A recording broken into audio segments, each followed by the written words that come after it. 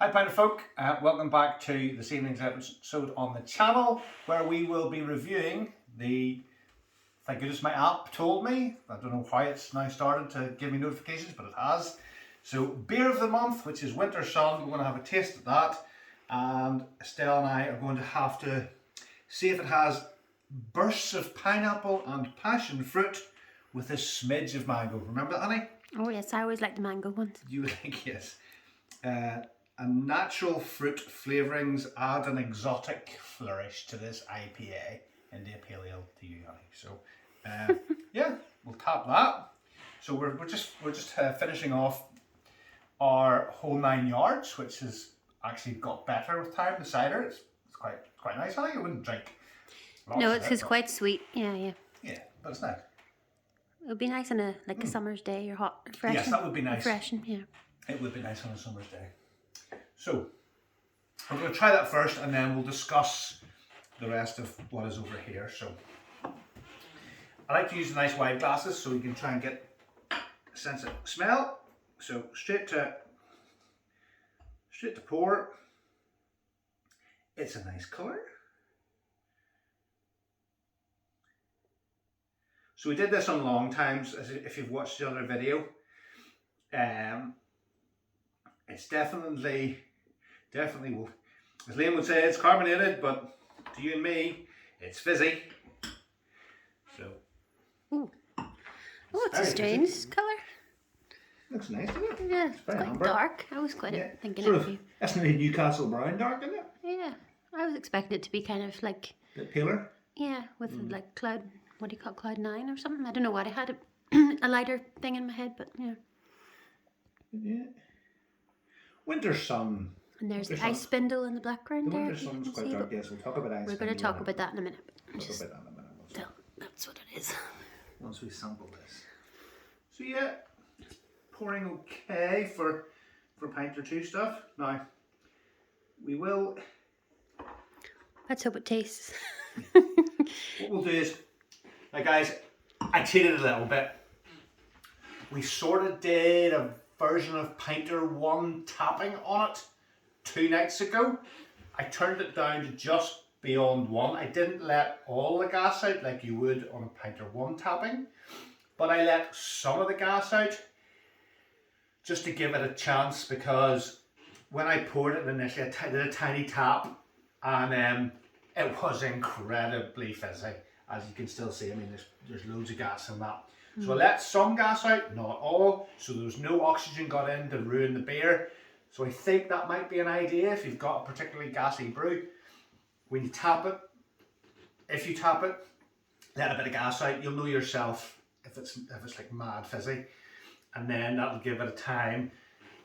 Once you've tapped it, then back in the fridge, that will allow, if it's at 3 degrees or lower, it'll allow more carbon dioxide to get absorbed into the beer, and hopefully it'll pour better for you all. So, do you want the big one or the little one, Tori? Oh, just a little one. I'm just going to have a wee sip. Yeah. I hold it up so you can see the bubbles. So, what are we looking for again? Burst of pineapple, passion fruit and mango. I didn't even see the bubbles coming up. Well, it's very fizzy. Mine's very fizzy. No, it's fizzy on top. Let's check the... Remember that last one we did? The foam was a wee bit iffy. Do you know what? Since I tapped that the first time 2 nights ago, that's actually changed. That's actually developed. So that's actually... There's a kick of bitterness off it. There's actually, yeah. So... But I can taste the fruits in it. I could definitely taste it. You can definitely smell the hoppiness with the hop oil. Yeah, you do. You do definitely smell that. And I don't know what I make of that. you do definitely get, there's a fruitiness off it, but definitely not it's not sweet. No. I find sometimes Big Dipper and Space Hopper quite sweet at times and very fruity. That's very nice though. It's more balanced, I think. But that's a decent. That's a really nice brew. So guys, if you want something that's to me that's a bit like, it's a bit like sort of what Doom Bar used to be before they started bottling it in Burton-on-Trent and made it in like a really nice beer though, really nice. Because Doom Bar is not the same as it used to be. I sampled Doom Bar like 10 years ago down in Cornwall, and it was amazing. So that is really, really nice. I love that. I'd order that again. So I'm going to go on and change all my subscriptions and get plenty more Winter Sun, because hopefully they don't stop making that, because that's really nice. I definitely have that again. Right. So whilst I savour that, you'll see in the other videos we've got in touch with. I'll show a close up of that. We've got in touch with Asset Solution to get an ISpindle. As you see, it's actually a lot bigger than I thought it would be. I thought it was a little tiny device. Put it against your hand, you see. But yeah, so no, it's a good size. So you know, compare it to one of the presses, it's quite a substantial device. So circuit board, it has a thermometer inside it. So it has a thermometer inside it and a gyroscope, so it knows, hence it's a tilt hydrometer. So it'll work out what the ABV is of your beer as it brews, and also the temperature inside, so you can monitor that. So I think that's going to be a really great thing to have. We've hopefully got it close enough to the Wi-Fi. It links directly to your Wi-Fi, which then sends the signal out to your phone. So with the app, and we're going to use the Brew Spy app. So we're going to get that on. So put in the comments down below, guys, you have a choice of us doing a Big Dipper in Pinter 2, a Space Hopper, either in Pinter 1 or Pinter 2, or the dreaded House of Horrors again. House of Hops, to see if we can get it right this time, because it wasn't particularly nice.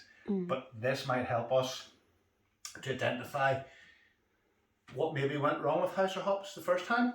But yeah, get in the comments down below and see which one you want to see the little trial of the ISpindle, and we'll try and give you a few hints and tips of how to use it. But just make sure, as the wonderful guy Stuart said from Asset Solution, make sure this goes in at the very last thing after you've shaken it, because you don't want to be damaging this banging around inside your pinter. So mix the ingredients first, take the lid back off, pop the ISpindle in, get it on the brew, and then you can keep an eye on it. So yeah, thanks for watching, guys. Definitely big thumbs up from us for Winter Sun.